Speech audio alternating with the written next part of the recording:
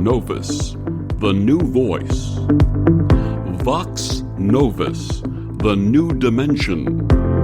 Vox Novus, thought and movement leaders who will share from their experience and offer tools to help us navigate our rapidly changing world. My name is Victor Fuhrman. Welcome to Vox Novus, the new voice.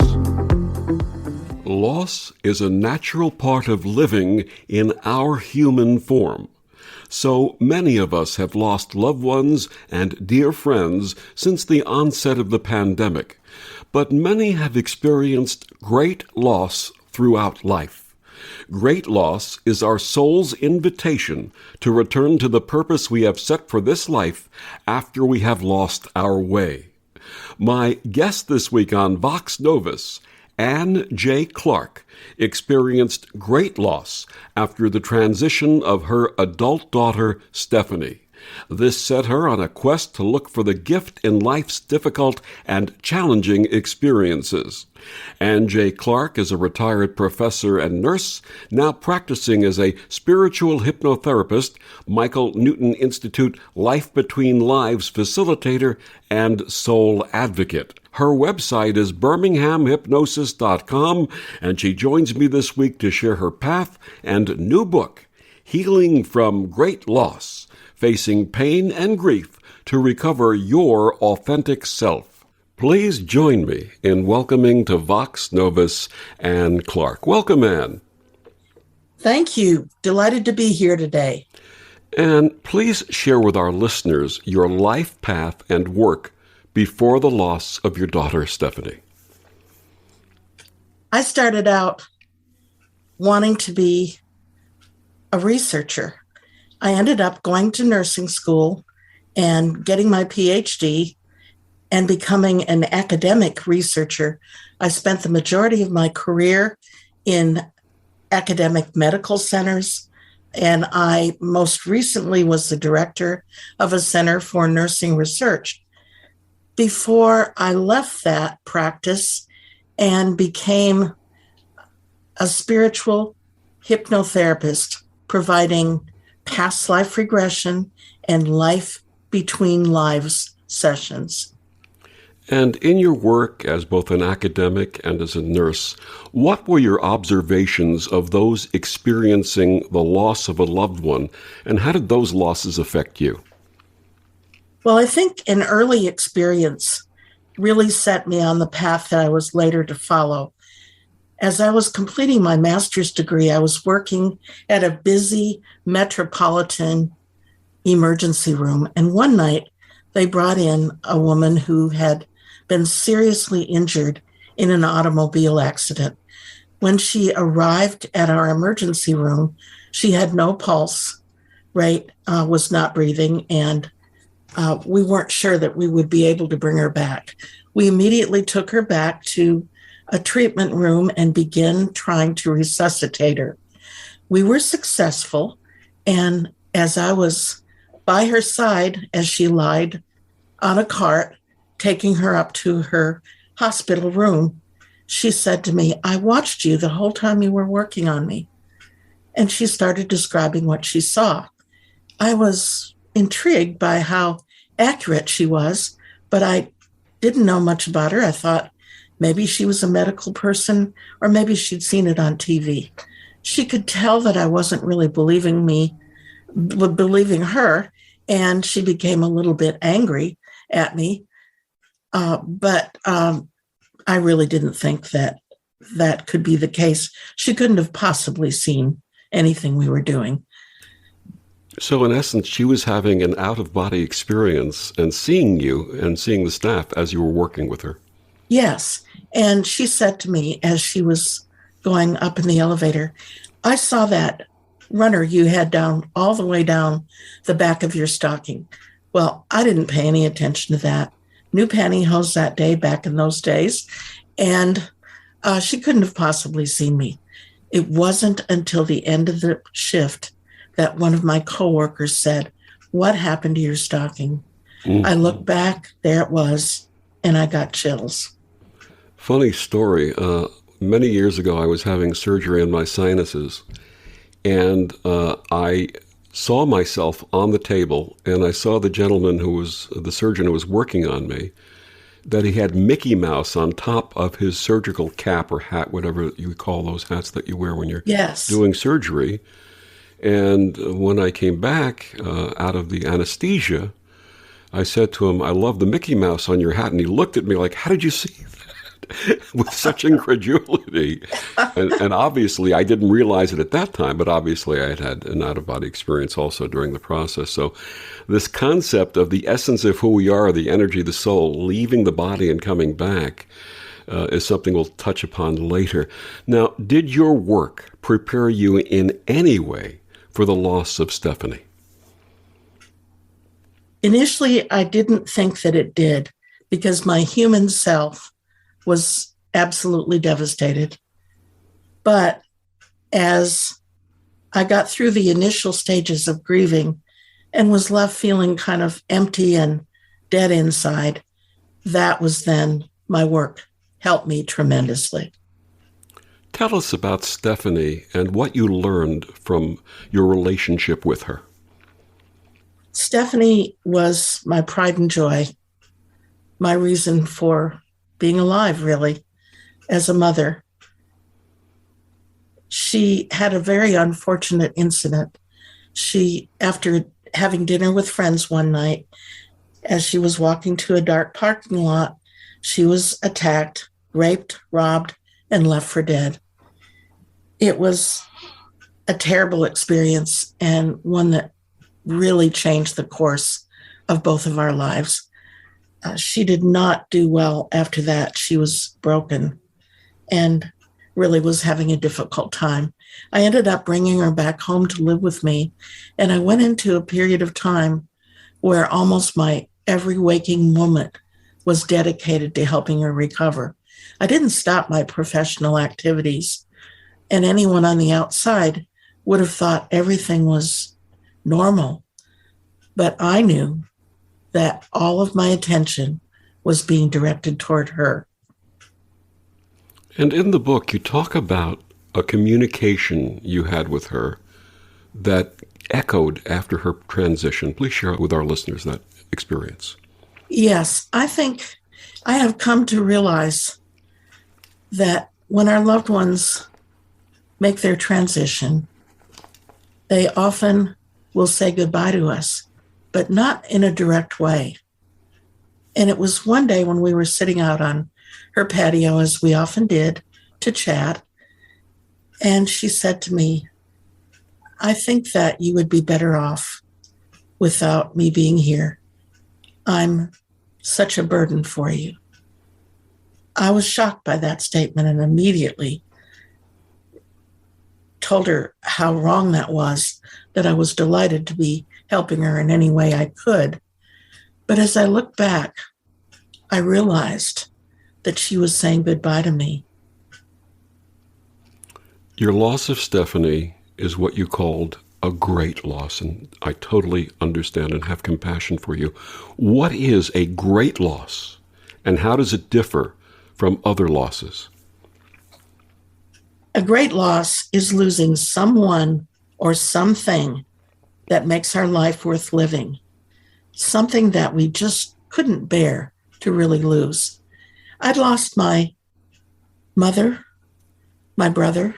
I'd gone through a divorce. All those losses were very painful, but they were nothing compared to the loss of Stephanie. A great loss is a spiritual experience. It could be the death of a loved one, a divorce, a career disruption, financial ruin, a health crisis, or some sort of major disappointment in our lives. It's something that completely disrupts our life. It feels so devastating because it robs us of our certainty and our confidence in an uncertain world. Please tell us about the Michael Newton Institute and what led you there. Michael Newton was a real pioneer. Back in the 70s, he started his work. He was a psychologist seeing patients, and one of his patients ended up having what we now would term an experience in which she went to the spirit world.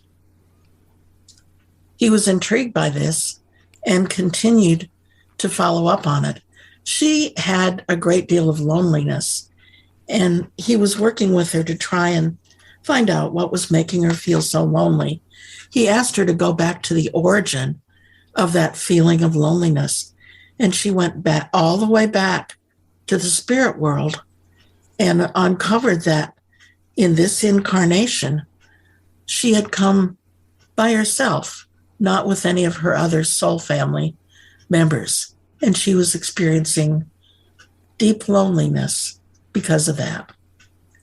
So from then, Dr. Newton went on to develop a method for all of us to be able to visit the spirit world without actually dying and going there.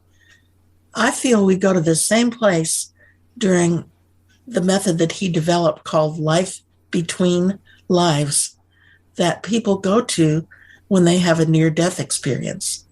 It gives them a chance to get in touch with their soul, the higher beings and guides that provide us with guidance during our lifetimes, and a way to learn why it was that we came here to Earth this time, what we wanted to learn, what we wanted to experience.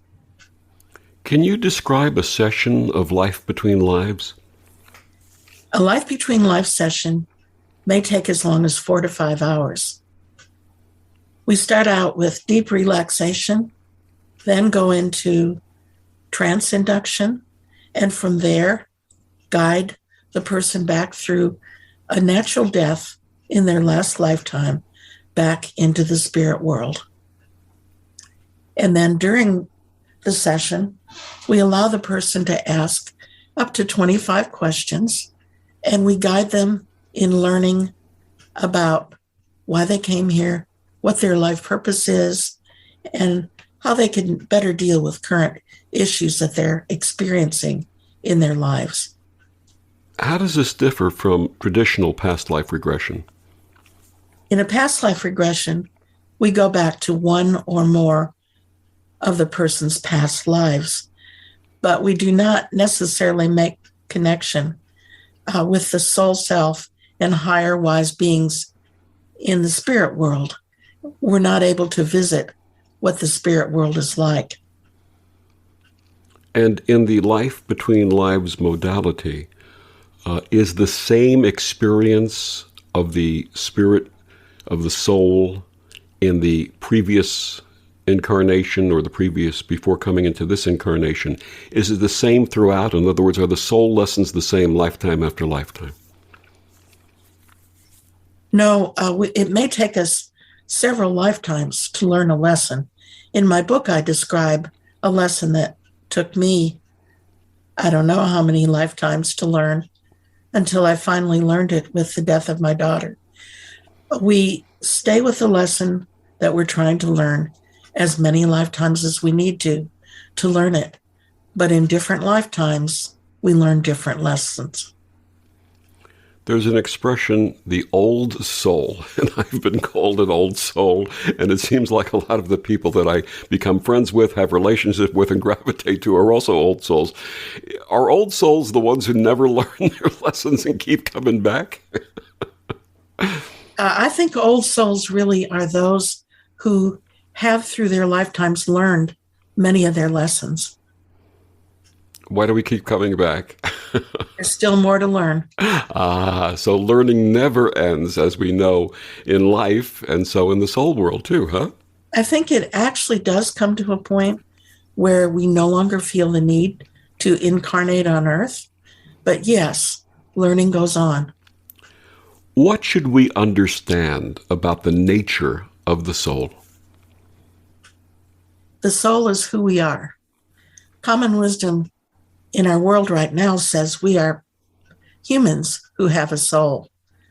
But we've learned through Dr. Michael Newton's work that we are actually souls who choose to come to the earth and join with a human body so that we can have experiences, learn lessons, and grow toward enlightenment. And do we travel in soul families? We all have a soul family. We all are formed as souls with those who have like goals, characteristics, and we're in soul families. Our soul family is our basic unit in the spiritual world. We also belong to other groups. We belong to groups that are learning the same things that we are, and we also do work on the other side. It's not a place of eternal rest, but rather we have active lives there. We have jobs, and we'll be in a group of others who do the same work that we do. Give us an example of some of that work. That's fascinating. One of the ways that we work is to be guides to those who are living here on Earth. And there are also a number of other types of work that we can do. For example, we can be involved in trying to make things better for people during disasters. We can also help humankind in other ways. Most of the things we do in the spirit world relate to helping humankind, or those who come here, to incarnate as souls, helping those souls evolve toward a more enlightened state. Would some of what people have described as angelic intervention actually be soul intervention? It might be.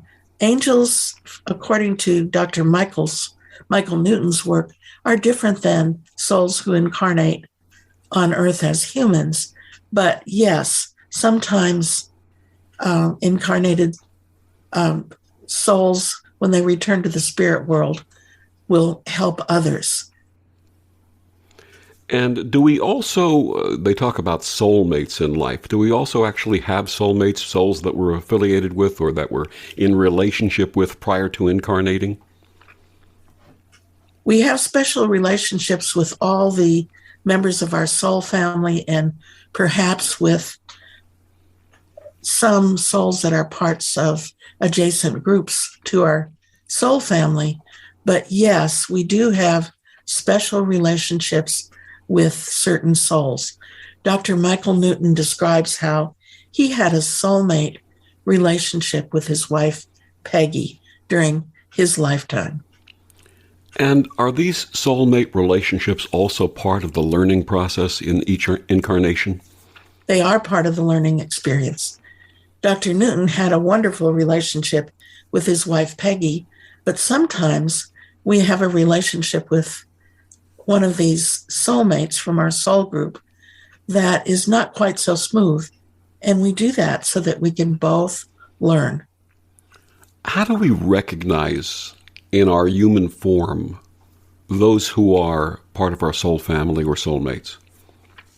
One of the interesting things that Dr. Newton found out was that just before we incarnate, we have a final meeting letting us know what flags to look for, what signals when certain things are going to happen in our life, and other kinds of instructions. So we do have some signs or signals when certain important events are going to happen in our lives. Depending on how in touch we are with our soul, our higher self that incarnates with us, we'll recognize these signs or signals. If we're completely oblivious, they'll pass right on by us and we won't notice. There have been many times in my life where not necessarily relationships or people, but situations occur. And I recognize these on, my assumption is the soul level or the spiritual level, that these events are important for me to pursue. For example, if a situation, an opportunity of some type presented itself, I have three choices. I could either disregard it, I could file it away and say something I'll look at later, or I could respond immediately if it resonates with me. Is that part of that process? Yes, it is. And you bring up an important point there, and that is that we have free will. We can decide what we do. But ultimately, if there is a higher purpose, if there's what some people call divine order at work, when we approach these and recognize these as important to our soul's growth or our soul's expansion or learning, this is something that we not just coincidentally do, but do because of that purpose. If we're in touch with our inner guidance, we will recognize these things. If we're not, luckily, these signs, these opportunities will come back again for us. We usually have more than one chance. We occasionally read and hear stories about people who remember what it was like before incarnating into a specific lifetime or remember their past lives. Is there a reason why when we come, there was an old story that when we're born, an angel will come and take their finger and press our upper lip, and that's how we get that little cleft in the upper lip, and say, shh, don't tell. Is that something that resonates with what you've learned? That's a wonderful story, but what we've learned is that we agree to something called incarnation amnesia. And that is, once we're incarnated, we forget who we really are and why we came here. Otherwise, it really wouldn't be a very authentic experience if we knew exactly what was going on. I understand. My guest is Anne Clark. Her book, Healing from Great Loss, Facing Pain and Grief to Recover Your Authentic Self. And please tell our listeners where they can get your book and find out more about you and your work. My book was released actually yesterday as a paperback, and there's also a Kindle and an Audible book version. You can find my book anywhere where books are sold.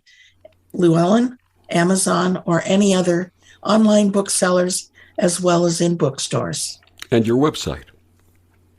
My website is www.birminghamhypnosis.com. And we'll be back with more of Anne after these words on the OMTimes radio network. The best of the holistic, spiritual, and conscious world. OMTimes Radio. IOM FM.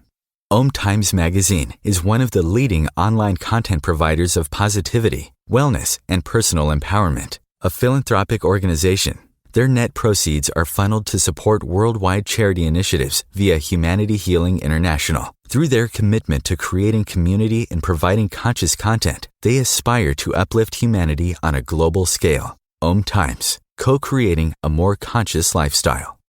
Hello, I'm Sandy Sedgbeer, host of OMTimes Magazine's flagship radio show, What is Going On?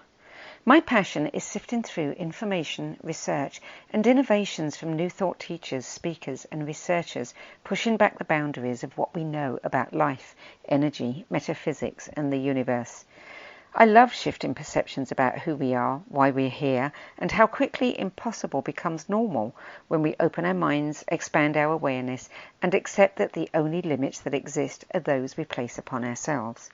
So if you're the kind of forward-thinking, eager investigator of what lies beyond the current reality that most perceive, why not make a date to come play with me in the field of possibilities at 4 p.m. Pacific Time, 7 p.m. Eastern Time every Thursday, and together we can discover what's really going on.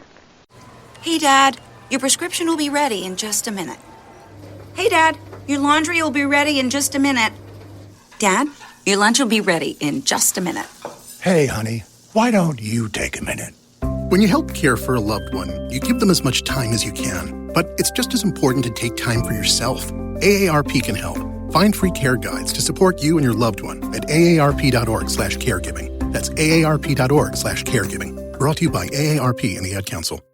Right now, our country feels divided, but there's a place where people are coming together. I was nervous to talk to someone so different than me. Me too. Love Has No Labels and One Small Step are helping people with different political views, beliefs, and experiences connect through conversation, and it feels good. This conversation gives me hope. It gives me a lot of hope, too. Take a step toward bringing our country and your community together. Start a conversation at lovehasnolabels.com/onesmallstep. A message from StoryCorps, Love Has No Labels, and the Ad Council.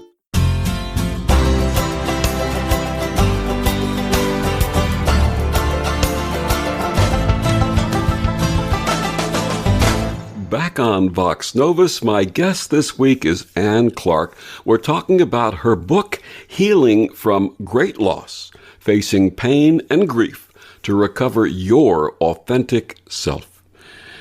And we each experience loss in this human way, in a very different way. We grieve differently, we suffer differently.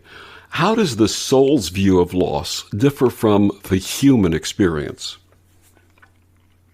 There is no loss in the spiritual world. It's a place of peace, harmony, and joy. So there is no loss in the spiritual world. Therefore, one of the experiences that we come to earth to have is that of loss. Our soul grows from the experience of loss and overcoming it. And what other things transpire when we're in that realm prior to incarnation? We continue to learn once we go back to the spirit world after the death of our human body, after each incarnation. And if we've experienced a loss during that period of time, then part of our learning is processing the emotions, strong emotions that we experienced during our loss and how we were able to transcend them.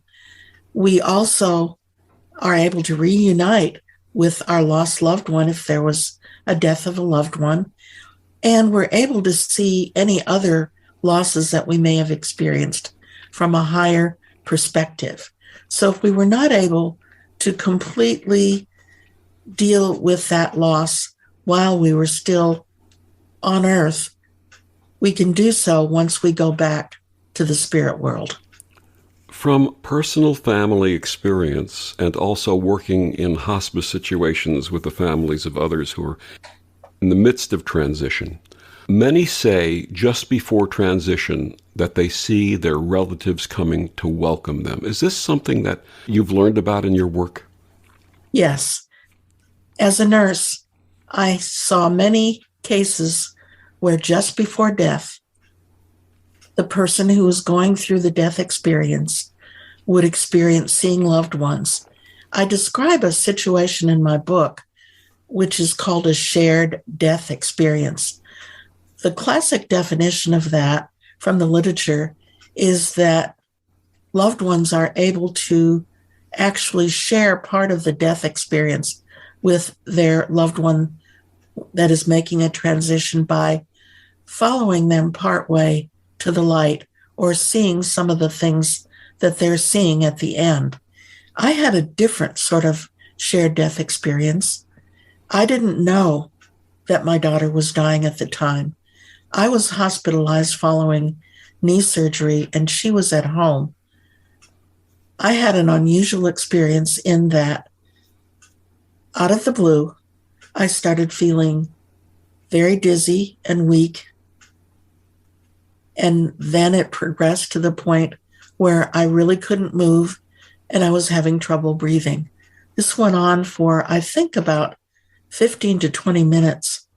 And I thought as a nurse that I was dying. I thought I'd been given the wrong medication or something else had happened, and I thought I was dying. But I wasn't upset about it. It was just, okay, that's what's happening. It's fine. And then all those symptoms went away as soon as they had come. Later, when we learned that my daughter had passed away at some point, we found out that that happened at exactly the time that I had this episode. So it's a type of shared death experience, but we may not know that's what it is while it's happening. My mother transitioned in January of 2020, and she had lost her husband, my father, when I was 15, and he was the love of her life. And my mother was in a coma, and my sister and I were by her bedside when she was in the process of transitioning. And after my father had died, there was a song back then by Bobby Goldsboro called Honey. And the lyrics said, "And honey, I miss you, and I'm being good, and I long to be with you if only I could." And I took my mother's hand, and I said to my mother, Daddy's there. He's waiting for you. Look, he's there. And he's singing to you. And I started singing that song. And within a few minutes, she took her last breath and she transitioned very peacefully. So I know my father was there to greet my mother. That is a beautiful story. What are the potential pitfalls we face as we try to heal from a great loss? We could become bitter. We could feel angry and disappointed about this loss and become very bitter over it. Once we become bitter, even the good things that happen to us, we don't register as being good. And it brings a great deal of unhappiness. Another pitfall is when we experience a great loss, we're not really in touch with our inner guidance. We're either so focused on someone outside of ourselves, as I was with my daughter, or we're focused on some quest or some activity, such as a career path or even a charitable institution. We're so focused on something outside of ourselves that we're not in touch with our inner guidance. Or we may be just so busy and so distracted that we never pay any attention to what's going on inside us. Or we may have found a safe place to just rest and not delve into life very deeply, but rather just live superficially on the surface of life without ever diving down to see what's inside of us. So if we're living life in that way, then loss hits us in a very difficult manner. So another pitfall after this kind of loss is that we go back to what we were doing before the loss. Another pitfall is that we just decide to coast for the rest of our life and not make any effort to make our lives better. Is there a defining moment that comes after a great loss? There are many defining moments that come in our lives at various times, and none are more important than the defining moments that come after we've experienced a loss. A defining moment is a time when you're presented with a choice. It's like a fork in the road, and you choose one thing or another, and that sets you off in a certain direction in your lives. There are big defining moments in our lives, like who should we marry, what career should we choose, that definitely set us down a certain path in life. The ones after a great loss are smaller ones, but they accumulate and they set us in a certain direction. We don't know when a defining moment is coming. They're just one of those things that come up and we're confronted with a choice. But we can prepare for them. If we have a vision of what we'd like our life to be like in the future, then when these defining moments come, we'll make a choice that heads us in that direction. How does experiencing a great loss affect us on the physical level? I was shocked as a nurse to find out what the effects on our physical being are following a great loss. The first thing I want to mention is in the 2 to 6 years following a loss, we're much more prone to having an accident, contracting an illness, or having some kind of other injury. So we need to be very vigilant after this time. Also, a great loss can affect every aspect of our life. Our eating patterns are affected. We may not have much of an appetite, or we may overeat. Our sleep patterns are affected. That can happen for years. We may either sleep too much or not enough. And just feeling comfortable in our lives is greatly affected. It's hard for us to get back to any kind of comfortable routine after we've experienced a great loss. And how does it affect us psychologically? Psychologically, after a great loss, we feel a lot of anxiety. Life just doesn't seem as safe or as certain as it did before. So we're experiencing a lot of anxiety that affects us in a lot of different ways. We also can see changes in our relationships with other people. This is usually a temporary readjustment, but we need to readjust how we relate to other people. And a third thing that we can experience psychologically is we can really change the way we view our life and go off in a whole new direction. And those directions can be both positive and negative. Correct. I know several folks who have lost their partners or very, very, very dear friends. And that caused them to re-examine their identity that was based upon those relationships. Does this often happen? Yes. One of the ways we identify ourselves is by the roles we hold. Like, I identified myself as a mother. I'm still a mother, really, but that's not a way that I can identify myself now. So I had to come up with a new way of viewing my personal identity. Roles are just that. They're just roles. We have an identity apart from that. And that's what we need to be in touch with to live our best lives. I recently interviewed a woman who wrote a book on moving from role to soul, about those who approach the golden years, per se, and have had a role all their lives, be it a role professionally, a role in relationship, and have the opportunity to start moving into what their soul desires. Is that something that you found?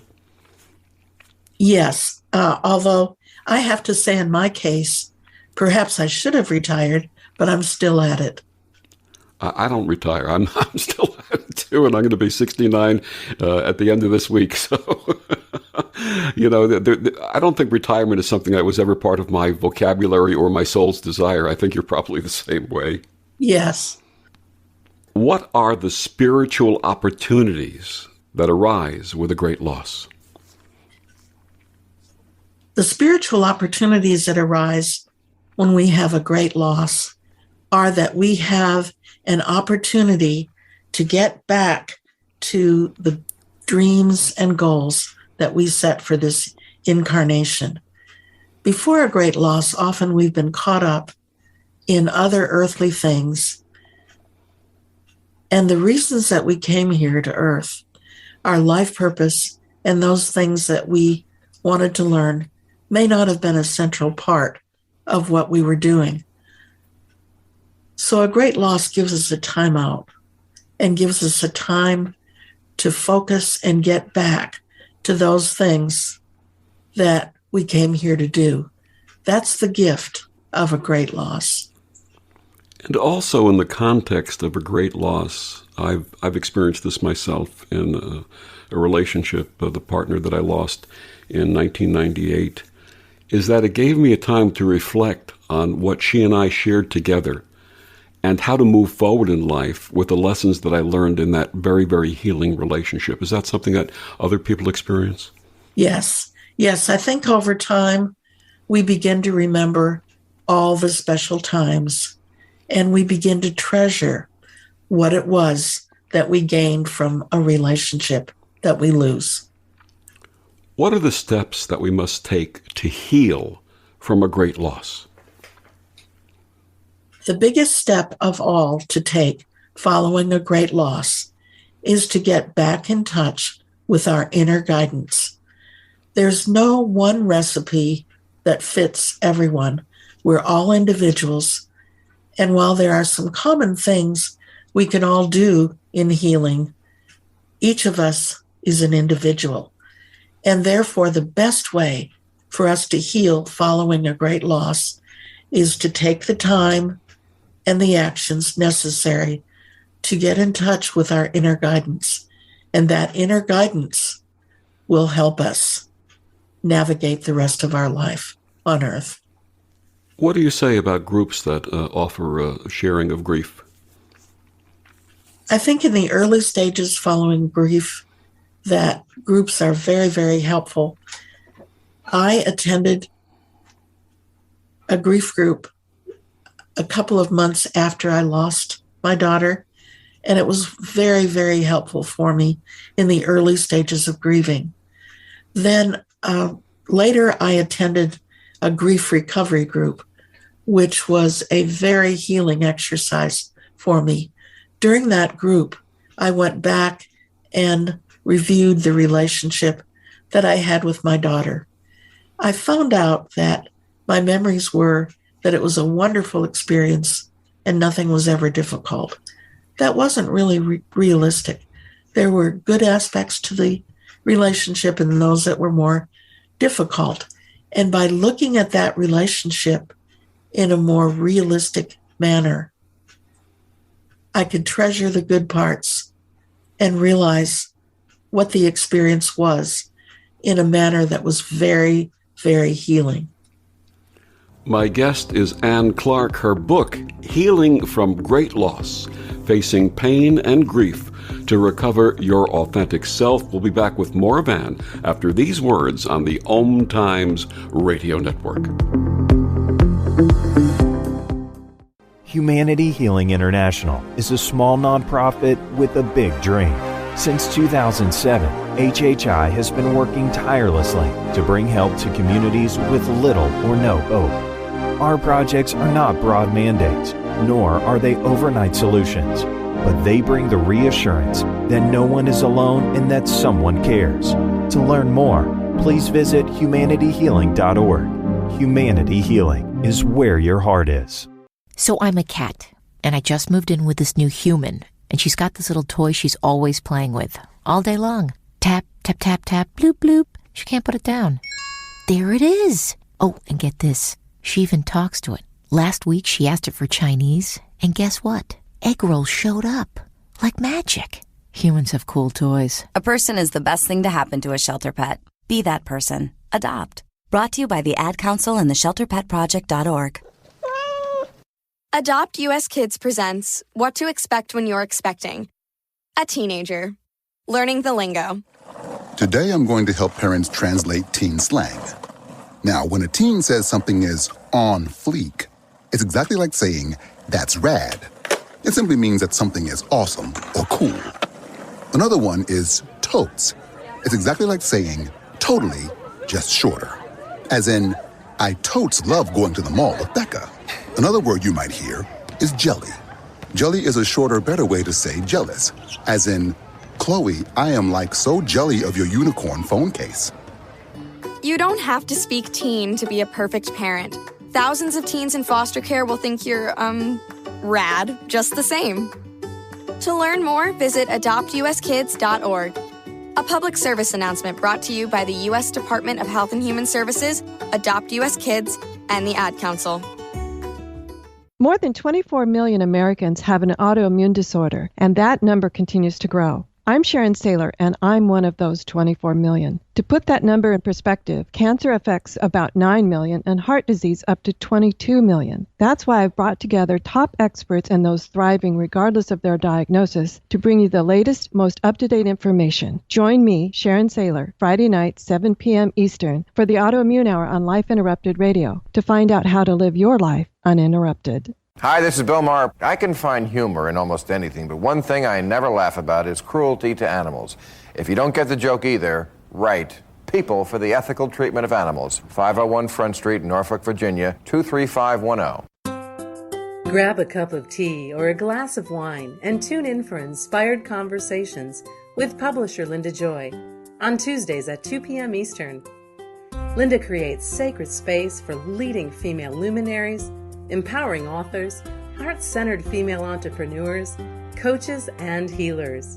A soulful venue where guests openly share the fears and obstacles they've overcome, wisdom and lessons learned, and the personal journey that led them to the transformational work they do in the world. Inspired Conversations to empower you on your path to authentic, soulful living.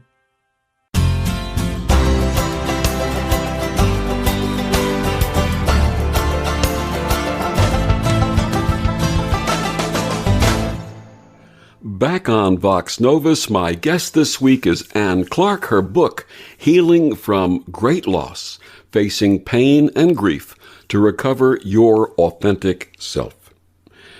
And what did you learn from your great loss of Stephanie?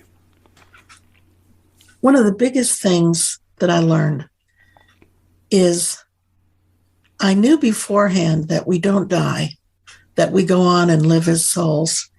And I had heard others say that we can establish communication with our departed loved ones. But I'm not sure I ever really believed it until I had the experience myself. One of the things that I've been able to do in the aftermath of Stephanie's transition to the spirit world is reestablish communication with her. That's wonderful. And what have you done? And what has she shared? The first way that I was aware of Stephanie after her return to the spirit world was things that would happen in my environment. For example, I would feel a sudden warmth, and I would just have the feeling that she was nearby. Another thing that happened is the lights would flicker, or after I turned out the lights at night, the TV set would come back on.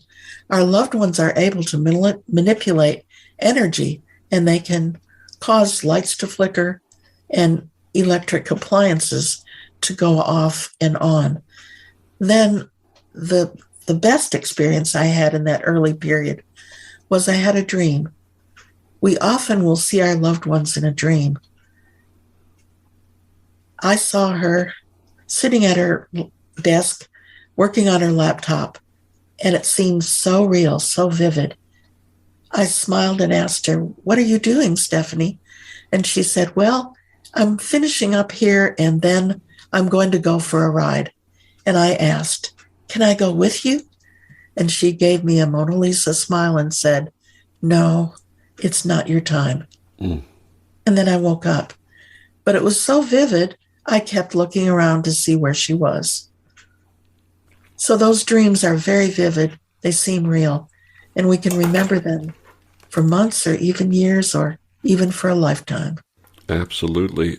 When I was 7 years old, I lost my paternal grandfather, and I was very close with him. He was a very spiritual man and would speak to me not as a child, but as someone who would understand what he was saying. In any event, I'm 7 years old, and I'm in my parents' house, and I'm reading something, and I look up, and my grandfather's standing there. And I said, Grandpa, when did you come in? And didn't say a word, just smiled, and then he slowly dissolved. And I went into the living room, and I said to my parents, Grandpa was here. And they said, "You're imagining things again." And a couple of minutes later, the phone rang with word that he had passed. Oh, so that's So beautiful. I know exactly what you're talking about. Yes, that's a beautiful experience. Well, I think what most people don't know is we can actually have conversations with our departed loved ones. In my book, I talk about how to initially do this, and I refer you to programs, to more advanced programs, to actually make contact so you can have conversations with your departed loved ones. I now regularly can have conversations with my daughter. That's wonderful. That's wonderful. What's she sharing with you? There are three things that our departed loved ones want us to know. One is they want us to know that they're still with us and that they want to continue to be part of our lives. The second thing they want us to know is that they are okay, that they are doing fine now. And the third thing they want us to know is they don't really want us to grieve. They want us to be happy and to go on with our lives. For those who've lost a spouse or a partner, they want you to know that they want you to go on and find new love and be happy. Absolutely. How should humanity process the great loss resulting from the pandemic and the loss of our normal way of life? That too is a great loss. And I think the methods that we would use to deal with any loss would be very applicable to those things that have happened to us during the pandemic. We have experienced many losses. Some of us have lost loved ones. Some of us have lost our careers. Some of us have lost our financial well-being. Some of us have lost even our homes. So all of these losses can be great losses. And again, we need to go through a healing process by recognizing that we have experienced a great loss, taking some time out to get in touch with our inner guidance, giving ourselves great self-care, and allowing ourselves to heal. What helpful exercises do you offer readers in healing from great loss? Every chapter in my book, most chapters, have exercises following them. One of the first ones is to tell your story, to go through it, talk about what led up to it, what actually happened, and what the aftermath of the loss was. That gets us started focusing on our loss and begins the healing process. As we go through the healing process, we can learn what we want our lives to be like in the future, so we're ready for those defining moments. We can give ourselves special care so that we can be aware of possible pitfalls, physical and psychological. And we can also put a focus on what we can learn from our loss, what the lessons, the gifts of our great loss are. There are exercises and directions for all of these activities in my book. In telling their stories, do you recommend journaling? Yes, I think journaling is one of the best ways to get in touch with your higher self. I have a list of about, I'm not sure how many, but probably as many as 20 different activities you can use to get in touch with your higher self. But I'd like to tell you about the 3 that helped me the most. I would mention journaling first. I start journaling as soon as I get up in the morning. And I usually read back over the last entry I had and then go on to write for that day. That's one way I get in touch with my higher self. Another way I do it is I like to take some time and go out in nature and soak up the beauty and the oneness that we can experience when we're out in nature. And a third way that really has been helpful to me is just before I go to bed at night, I take some time after the house is quiet, no one's stirring anymore. I turn off all the lights and sit in my favorite stuffed chair in the living room and just be quiet. And it's at those times that my higher self can get through to me and I can hear the messages. Our higher selves are constantly whispering to us, but if we're too busy, we're not able to hear. Absolutely. In that quiet time, do you actually have a meditation practice or just relax and be quiet and listen? Just be quiet and relax. And those who choose meditation also can use meditation. Meditation is one of the methods I recommend for getting in touch with your higher self. Absolutely. Tell us about your hypnosis practice. In my practice, I do past life regression and life between lives sessions. It's necessary to have a past life regression first in my practice because that gives me a chance to get to know you, how your mind works, and what your needs may be for a life between lives session.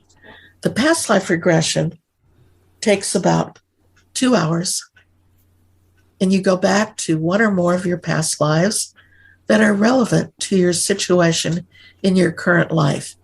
One of the questions I always ask is, why did you visit a certain past life?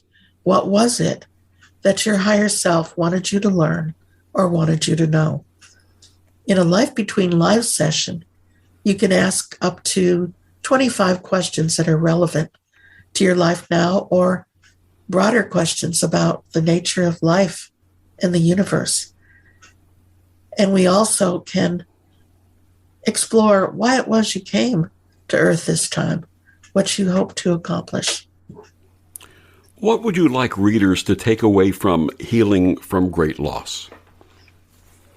My fondest wish is that those who read Healing from Great Loss that have experienced one should find some comfort and a path to healing from the book. Wonderful. My guest, Anne Clark, her book, Healing from Great Loss, Facing Pain and Grief to Recover Your Authentic Self. Anne, one more time, please tell our listeners where they can get your book and find out more about you and your work. The book can be obtained from Amazon, Llewellyn, or any online bookseller and is now available in all bookstores. And your website?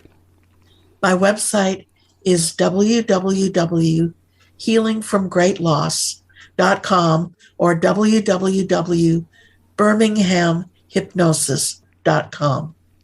And I think that we can all say we are grateful to you for taking your very great personal loss and turning it into a healing gift for our world. Thank you so much. Thank you. And thank you for joining us on Vox Novus. I'm Victor, the Voice Fuhrman. Have a wonderful week.